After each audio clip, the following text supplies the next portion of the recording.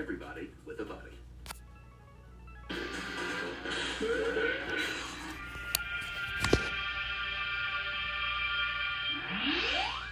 We've looked at the beginning with our list of the 10 best console launch titles, but now it's time to look at the end. That's not to suggest that it's all doom and gloom. The end of a console can be a good thing, unless it's the Nokia N-Gage, of course. I believe you could have taken down Nintendo. We hear all the time that it's about the journey, not the destination. But surely the ending still matters, yes? I mean, The Village could have been good if it weren't for the ending.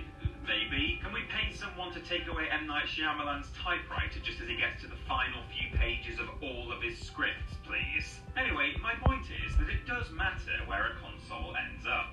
Does it go out with a bang or a whimper? Does it leave fans wanting more or dancing on the casket? Or in the less common third option that we're focusing on today, does it puzzle the living hell out of everybody? I'm Peter from Triple Jump, and here are the 10 strangest final games for consoles. Number 10. Worms, Atari Jaguar.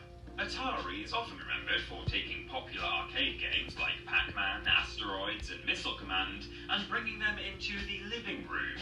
In short, Atari is a brand synonymous with quality. That's the end of the entry. I don't want to talk about the Atari Jaguar. I don't care if it's 64 bits. I don't even know what bits are. Alright, fine. The Jaguar was Atari's last ever console. Not because it was intended to be Atari's swan song going out on a high, but because it was such an apocalyptic failure that it flung Atari out of the console market like it was an unwilling drunkard at closing time, shouting obscenities like, "The CD add-on," as it staggered home. The Jaguar was discontinued in 1996 after only 3 years on shelves. But the final game release didn't come until 1998. After Atari abandoned the platform, a company called Telegames tried to keep the Jaguar alive for some reason, with the publisher actually releasing games on it. So did the Jaguar end on a release that truly epitomized Atari? Maybe a port of a classic arcade game for one last hurrah? No, the Jaguar died with Worms.